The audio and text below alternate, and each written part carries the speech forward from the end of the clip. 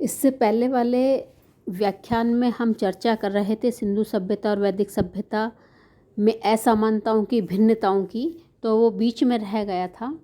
तो उसी बात को मैं आगे बढ़ाते हुए हम पढ़ रहे थे या चर्चा कर रहे थे कि सिंधु सभ्यता और वैदिक सभ्यता की अर्थव्यवस्था में क्या अंतर था।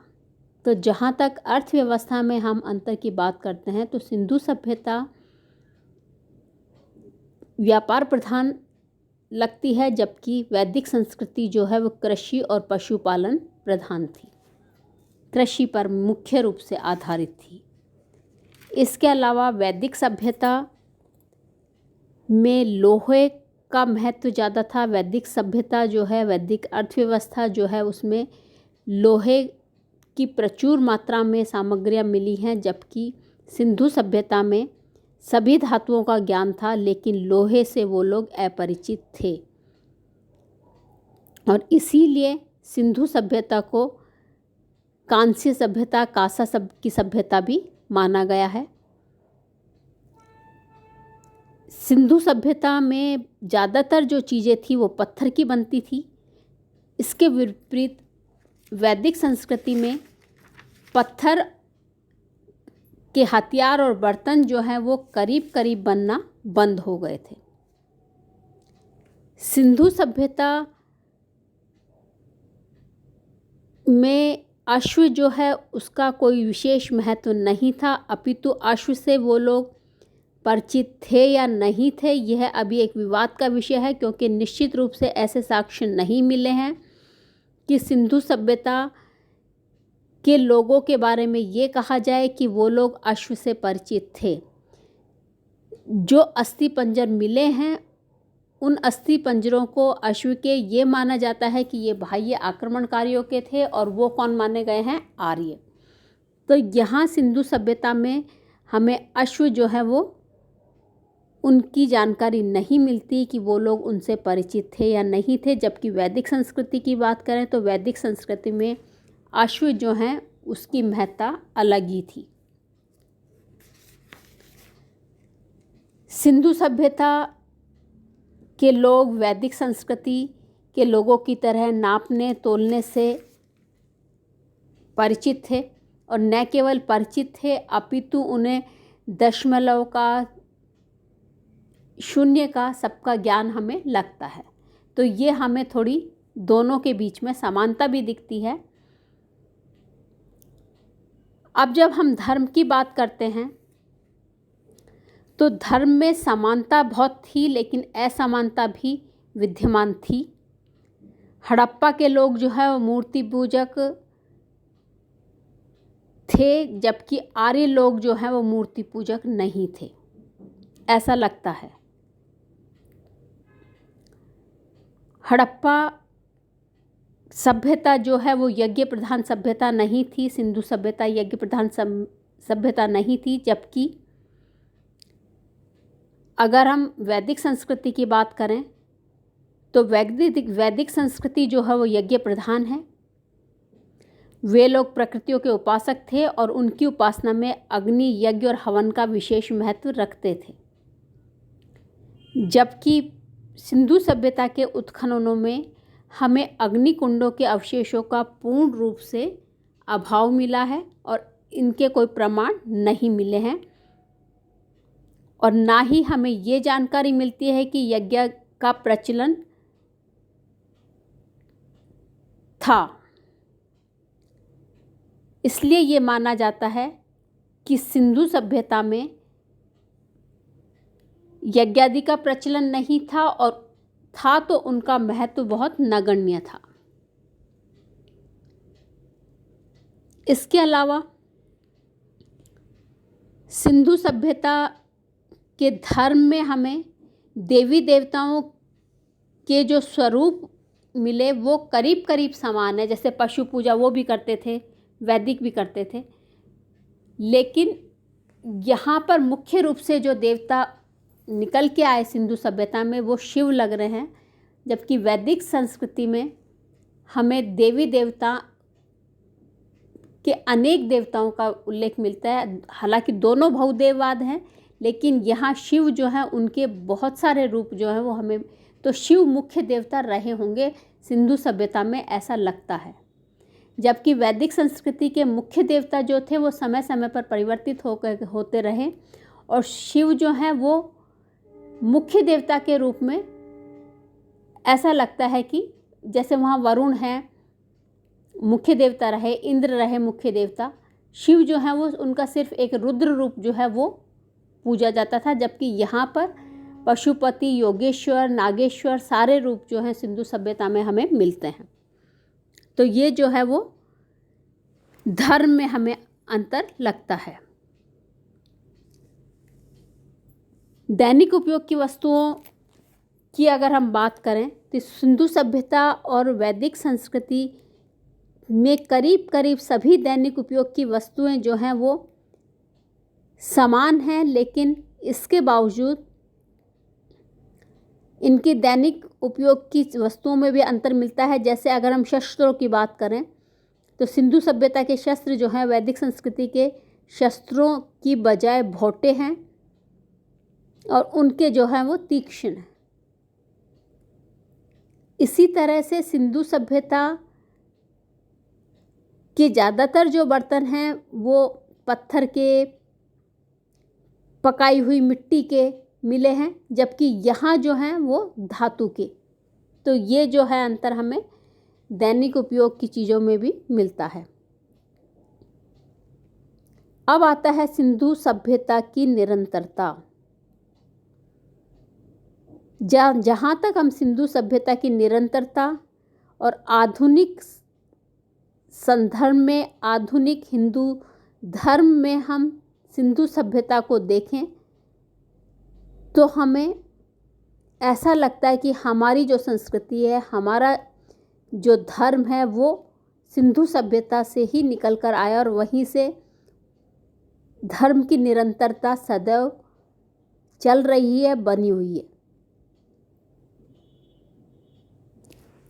और इसीलिए बहुत सारे विद्वानों ने आधुनिक हिंदू धर्म का स्रोत जो है वो सिंधु घाटी को, सिंधु संस्कृति को माना है।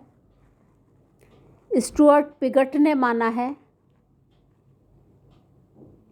कि हिंदू धर्म का स्रोत जो है वो सिंधु घाटी रहा होगा। जॉन मार्शल ने भी इस मत का समर्थन किया है और उन्होंने लिखा है कि सिंधु घाटी के धर्म में बहुत सी ऐसी बातें हैं जिनसे मिलती जुलती बातें हमें अन्य देशों में भी मिल सकती हैं और यह बात सभी प्रागैतिहासिक और ऐतिहासिक धर्मों के विषय में ठीक सिद्ध होंगी। लेकिन सब कुछ होते हुए भी उनका धर्म इतनी विशेषता के साथ भारतीय है कि आधुनिक युग के प्रचलित हिंदू धर्म से कठिनता से उसका भेद किया जा सकता है। यानी कि आज का जो धर्म है और सिंधु घाटी का जो धर्म है उसमें बहुत कम भेद है, बहुत कम भिन्नता है, बहुत कम अंतर है।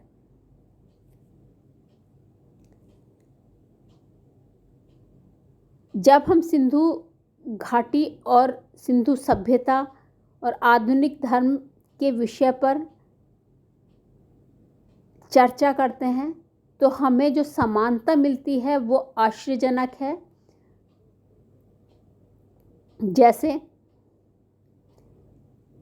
आज के धर्म की तरह सिंधु सभ्यता के लोग भी बहुदेववादी थे,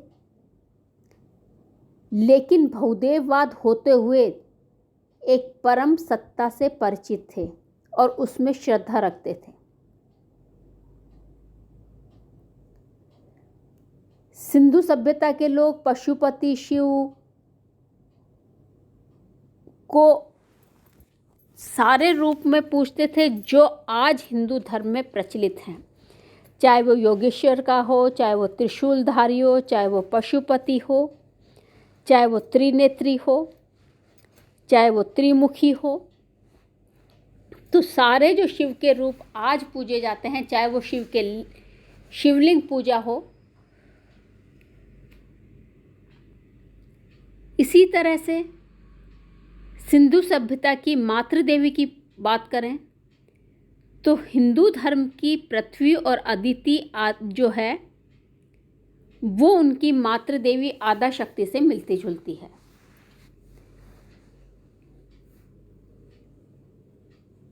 वृक्षों की अगर बात करें तो सिंधु सभ्यता की तरह आज भी तुलसी की पूजा की जाती है, पीपल की जाती है, आंवले की जाती है, बबूल की जाती है, शीशम की जाती है और इनका अपना धार्मिक महत्व है।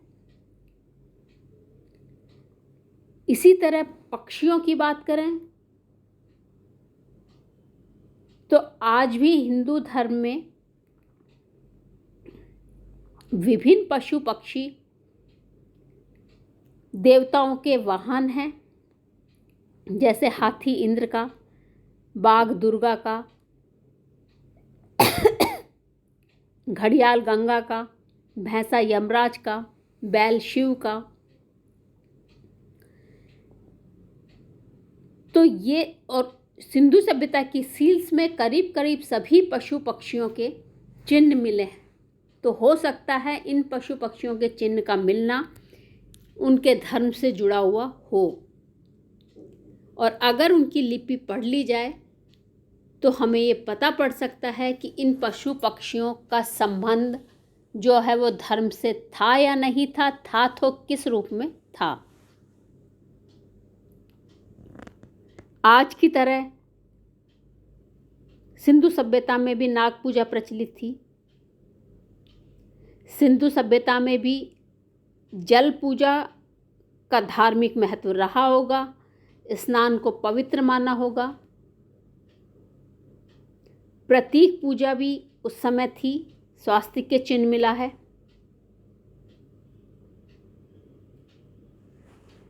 आज की तरह सिंधु सभ्यता के लोग भी साकार उपासना में विश्वास रखते थे। हिंदू धर्म में भी मूर्ति पूजा है, उनके समय में भी मूर्तियाँ बनाई गई थी, मूर्ति पूजा रही होगी। सिंधु सभ्यता के लोग भी अपने देवी देवताओं को खुश करने के लिए धूप दीप जलाते थे, ऐसे साक्ष्य मिले हैं।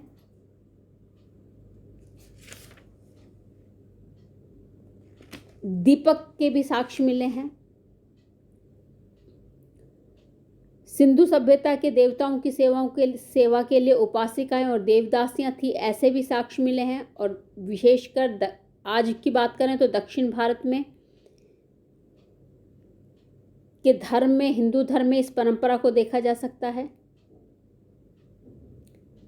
सिंधु सभ्यता के लोग देवी देवताओं को प्रसन्न करने के लिए पशु बलि देते थे, जो कि उनकी सील्स पे मिले हैं कई साक्ष्य ऐसे। तो आज अगर हम बात करें तो कुछ देवी देवताओं में, जैसे आसाम की कामाख्या देवी जो है, उनको संतुष्ट करने के लिए आज भी पशु बलि दी जाती है। सिंधु सभ्यता के धर्म में योग साधना विशेष स्थान रहा होगा, ऐसा लगता है। तो हिंदू धर्म में योग का विशेष स्थान है, आज भी मौजूद है। तो इसीलिए इन वैदिक धर्म और सिंधु सभ्यता के धर्म में समानता के कारण कुछ विद्वानों का क्या अधिकांश विद्वानों का ये मानना है कि आज की जो सभ्यता है वो सिंधु सभ्यता से ही निकल कर आई है, और हमारे धर्म का मूल स्रोत जो है वो सिंधु धर्म ही रहा।